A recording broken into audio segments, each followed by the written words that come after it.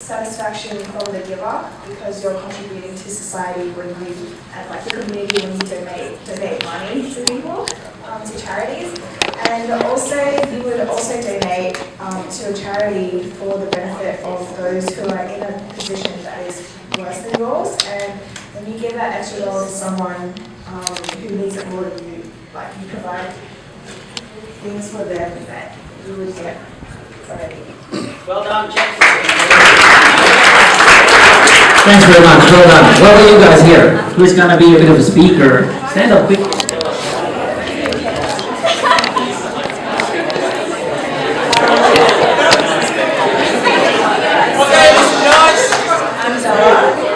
We picked reputation, quality, design, and instant gratification. So essentially, if you can just establish a reputation from the start and quality, so it's a good product because that's what consumers want. A good design so that people are attracted to it, and instant gratification so they're getting what they want straight away. Fantastic. Well done.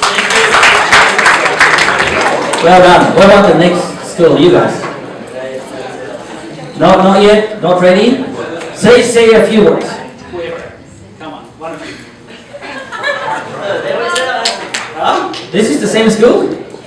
This is not? Okay, well, we'll let you guys off the hook this time around. What about you guys?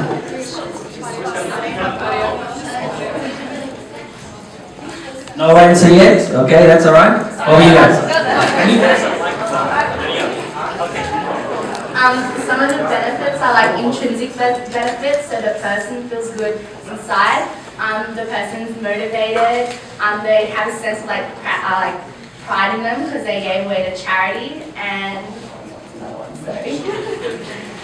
and like you said, a sense of, I think it's altruism, I don't know how to say it, because they're giving like they feel better giving to someone else, they're satisfying them instead of themselves. Very good. Well done, that's great. Thanks very much. You guys at the back, you want to say, no problem. What about you guys? Who's going to talk? Can you pass it? Quickly stand up and tell us your thoughts. To become like socially normal, it's got to be generalized, so everyone in the public has to relate to it and be able to just kind of have an emotion towards the charity and the product. Good. Yeah, I like it. Very good. Thank you. Thanks very much. Well done. What about you guys here? Come on, fellas. Somebody's going to say something. We just wanted to focus on like recognition and reputability within society, so that people recognize what it is and they think that it's important. We also want to focus on personal interaction, so that others within the community realize what it is. So like face-to-face talking and spreading like via just talking, and also social networking. So using things as Facebook and Twitter to get out the word. So that's it. Fantastic. Thanks very much. I think all of these are good points already. What about you guys? This looks like one school here. You're smiling, so you're going to be the speaker, or you're also smiling?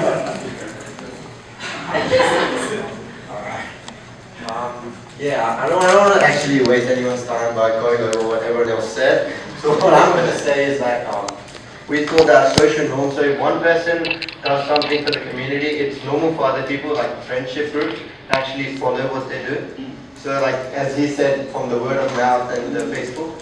So yeah, I don't want to brag, so yeah. Well done. Yeah, for us, something we can offer in relation is targeting the idea of the cultural idea of charity and it being a virtue. Among many religions in the world, the idea of donating to those who are less fortunate than you are is considered a virtue. And that's basically it. Yeah,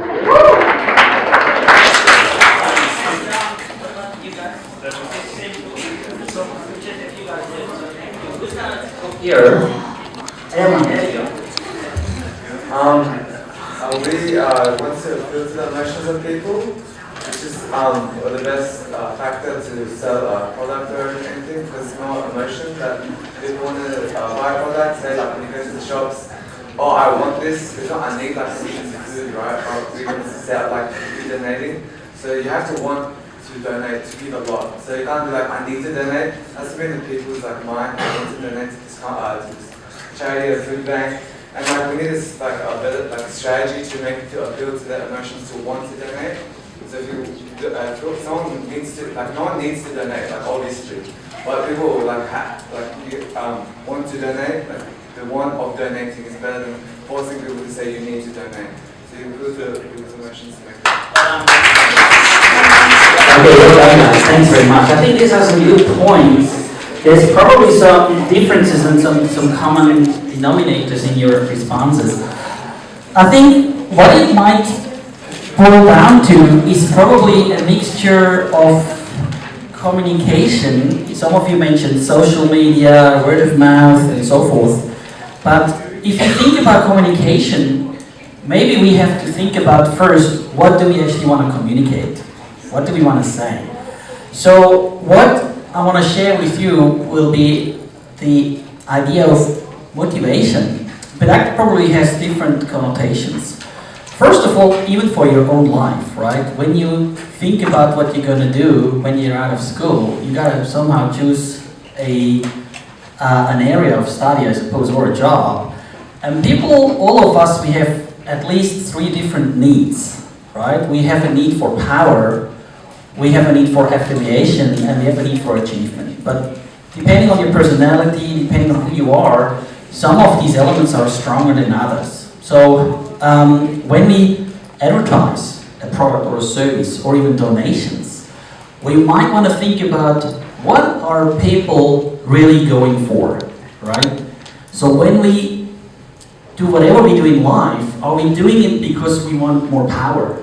Are we doing it because we want to be loved, right? We want to be part of a group or a family or a school, or we want to be part of the in-group. So people that don't care, so like I'll just do it my own way, they have a very low need for affiliation. But people that always want to be the center stage really have very different needs. And thirdly, need for achievement. So some of you that study day and night obviously have a very high need for achievement. So you always want to be the first one in class and so forth.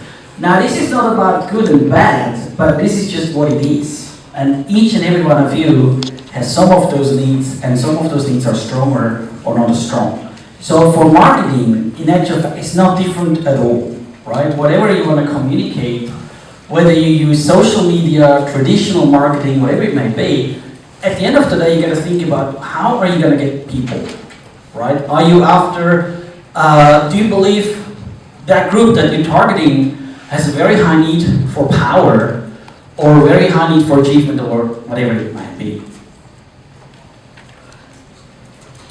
So let's talk about the basics of communication. Let me show you on this side here.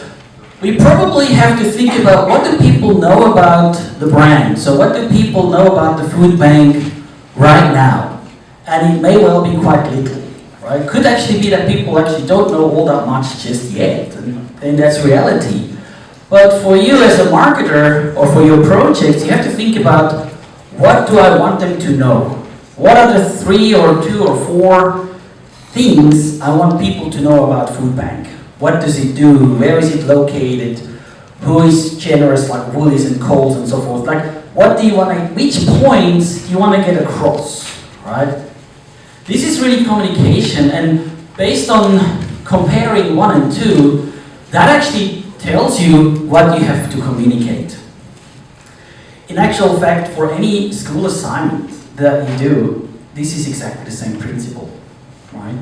Which points do you want to get across? And then it's of course about the how. How am I going to get the point across and make sure that the person understands what I'm trying to say? Now, when we think about how we actually perceive the world around us, right? How do you perceive the world around you? Easy question. How do you perceive the world around you? The answer is nearly on the slide. Huh? Exactly, right? Right now you're all sitting here and more or less look at me. So you're seeing, right? You're seeing what's going on. But you're also hearing because I'm kind of standing here talking. So But you are actually not talking right now, right? So there's different ways how we use our senses depending on the situation. In marketing, guess what? We know about all of this. And we've done a study where we tried to find out which of the senses are the most effective ones to communicate. Turns out, in actual fact, so you guys are now looking at me, so that's probably how you learn about what we're talking about. That's a strong impact. But that's actually followed, and that could be a surprise, by what you smell. The smell, your nose is a very, very strong tool, right? Now, I'm not sure about you guys, but do you sometimes travel with your parents and you stay at a nice hotel? Yes, I'm sure you do. And I'm not sure about you, but when I stay at a nice hotel, just before I check out, right, I go back to the bathroom and I steal, in quotation marks, right, all those branded toiletries, right? The shampoo, the shower gel, and so forth, because typically these are expensive brands, right? So I kind of pack it in my suitcase, hoping I will not be detected at reception when I check out, and I take it back to Sydney, and then even weeks or months after the holiday, I take a shower in the morning, and I use that shampoo, right? And the moment I can smell that shampoo, I'm right back in Hawaii. The question is why? Have you had similar experiences? The scent is a very, very strong tool. And it seems because the nose is so close to the brain that it's actually more effective than what you see. Not what you see so much, but definitely what you hear and even taste. Right? And that's probably why we use perfume and deodorants and all that kind of stuff, right? So when we smell a scent, it triggers a reaction. That's what we do. So we know about this in marketing. Sound is actually only ranked third. So what we smell is stronger than what we hear, right? Have you ever heard a song on the radio that you haven't heard for a long time and it reminds you back of your old days? Anyone? I'm sure a lot of us, right? So you're sitting in the car, maybe you drive over with your parents, and you hear that song, and you go, well, this reminds me of my holiday or a party or whatever. So, as humans, we actually don't only respond to what we so consciously think we perceive, but there's a lot of subconscious transactions going on in each and every one of us. In you, me, everyone, your teachers and your principal and anyone. But in marketing, we're trying to understand this, and probably for your projects and for Tony's purpose, you can also think about this one, right?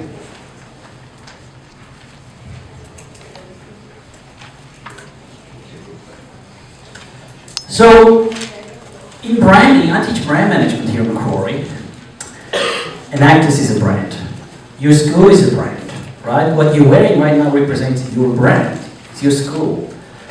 Qantas is a brand, probably a bit in trouble right now, and so forth. So brands can assume different personalities. We categorize them into, let's say, 4 or 5. So a brand can be very sophisticated. What do you think is a sophisticated brand? Yes, exactly. Tiffany, yeah, absolutely. What else? Prada, maybe, exactly. Yeah, luxury brand. What else? Yeah. Which one? Yes, absolutely. Well done. A law firm, typically sophisticated. What do you reckon would be a brand that's a bit tougher, a bit outdoorsy? Kathmandu, exactly. All the sports brands, you use them more in a rougher way. So the brand has a very different personality. A brand, like you, as a human being, have a personality. But a brand also has a personality. But that personality is actually designed by us as marketers. So how you feel about Kathmandu, how you feel about Prada, is not just a coincidence. somebody in the marketing department has actually thought about how they want you to think about it. So if you want to communicate and reposition Tony's food bank, you must think about what do you want other people to think about that brand. That's how it really goes. Of course, it's much, much more complex. Branding is not easy. People always believe branding is so easy, in actual fact it's not. But these are some of the basic brand personalities. Could be about reliability, could be about currency, being up to date, or cheerfulness and so forth. But these are some of the brand categories that you can think about for your projects as well. I think I'm going to skip this exercise. Culture, I want to talk about culture maybe for a few more minutes, and then we'll do one last small little feedback round where you guys can talk. And then it's probably lunchtime really. But the previous government, the Gillard government, has declared that Australia lives or is in actual fact in the 18th century. Right? Do you think that's true? Who believes that's true? Show of hands. Who believes we're in the 18th century? Quite a lot, but not everybody. I personally believe there's not any doubt, in actual fact, that we do live in the 18th century, and I want to provide some evidence.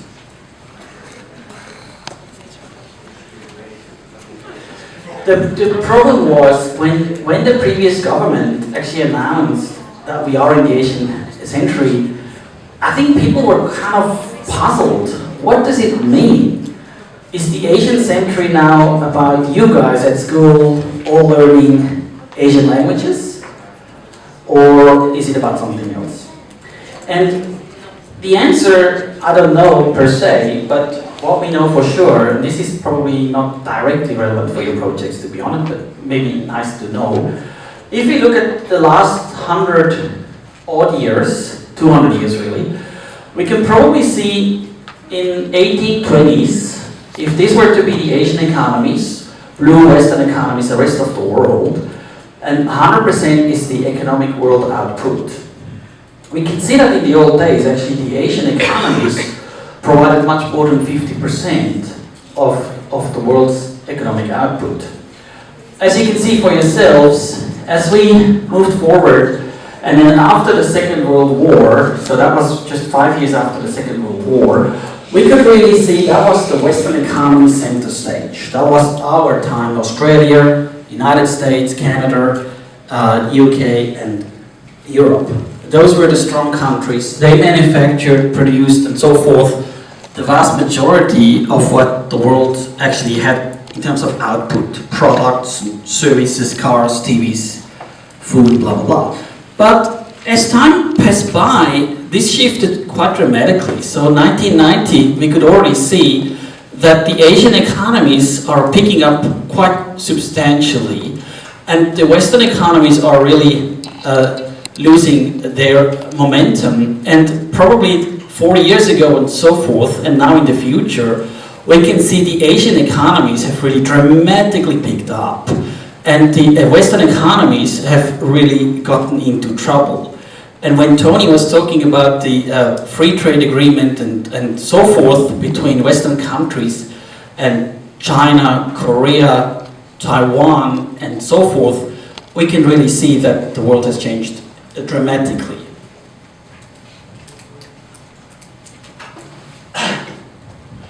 Last thoughts on culture. When we look at culture, it's so hard to define, right? Some things in life, we all know exactly what it is, up until I ask you, what is it, right?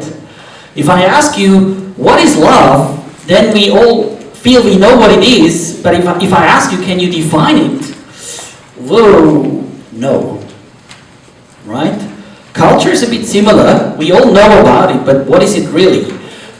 Hofstede is probably the most famous academic in the field. He's compared culture to an onion. And what he said in essence was, there are different layers to an onion. So when we look at an onion from the outside, it's like looking at a human being from the outside, right? So I teach around the world. And whether I'm teaching in Europe, here in Australia, or in Asia, all the